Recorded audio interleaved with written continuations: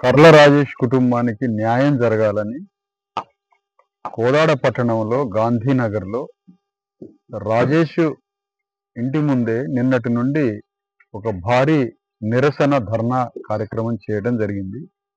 ప్రభుత్వం ముందు కొన్ని డిమాండ్స్ని పెట్టి ప్రధానంగా ఆ డిమాండ్స్ అన్ని షార్ట్ అవుట్ అయ్యి చివరికి రాత్రికి పోలీసుల మీద చర్య తీసుకోవాలి, కుటుంబాన్ని ఆర్థికంగా ఉపాధి మార్గాన్ని చూపించాలన్న దగ్గర ఆగింది. ఆ చివరికి ఆ రెండు డిమాండ్స్లో ప్రభుత్వం నుంచి వచ్చినటువంటి పోలీసు అధికారులు, మధ్యవర్తులు, ఆర్డీఓ వీళ్ళంతా వచ్చి వాళ్ళు ప్రతిపాదిస్తున్నది ఏంటంటే కుటుంబాన్ని ఆర్థికంగా ఉపాధి మార్గంలో ఆదుకుంటాం, పోలీసుల మీద చర్య తీసుకోలేము అన్నారు. నేను మాత్రం పోలీసుల మీదనే చర్య తీసుకోవాలి, రెండో ప్రాధాన్యతే వారి ఆర్థిక ఉపాధి మార్గం అని చెప్పడం జరిగింది. అది ఎంత ప్రయత్నించినా తెల్లవారుజామున 4 వరకు మేము మాత్రం కేవలం మొదటి ప్రాధాన్యతగా ఫస్ట్ పోలీసుల మీద యాక్షన్ తీసుకోవాలి.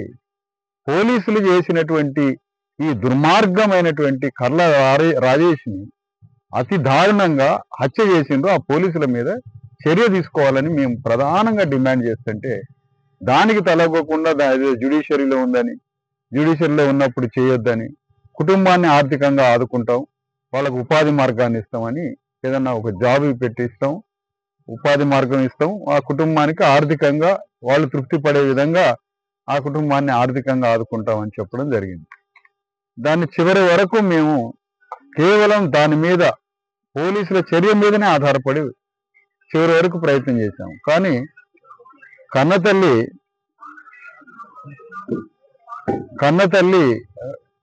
రాజేష్ తల్లి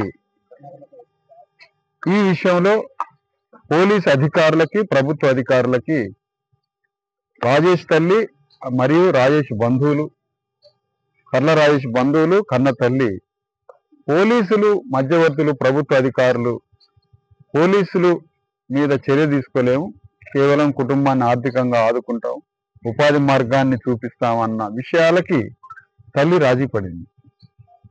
తల్లి రాజీ పడి ఇక నా కుటుంబం బయటపడితే చాలు, నా కుటుంబానికి ఆర్థిక చేయూత ఇస్తే చాలు, ఇప్పుడు పోలీసుల మీద చర్య నేను ఈ పోరాటాలు చేయలేను, 5 రోజులైంది, శవం వాసన వస్తుంది, స్మెల్ వస్తుంది, 5 రోజులైంది చనిపోయి, 6వ రోజులోకి ఎంటర్ అవుతుంది, ఇక నేను ఈ శవాన్ని పెట్టుకొని నేను పోరాటం చేయలేను, నా కుటుంబాన్ని ఆదుకుంటే చాలు అన్న దగ్గర ఆమె ఒక రకంగా రాజీ పడిపోయింది. నాకు పోరాడే మార్గం కన్నతల్లి లేనప్పుడు నేను పోరాడలేను, నాకు అవకాశం లేదు, నేను పోరాడే అవకాశాన్ని కోల్పోయాను ఆమె రాజీ పడటం వల్ల. కాబట్టి నేను ఈ పోరాటం నుంచి బయటకు వస్తున్నాను. పోరాటాన్ని నేను చేయలేను, నా దగ్గర తల్లే లేనప్పుడు, ఆ వ్యక్తి యొక్క బంధువులే లేనప్పుడు నేను పోలీసుల మీద చర్య తీసుకోవాలని నేను ఎవరూ లేకుండా నేనెట్లా పోరాటం చేయాలి?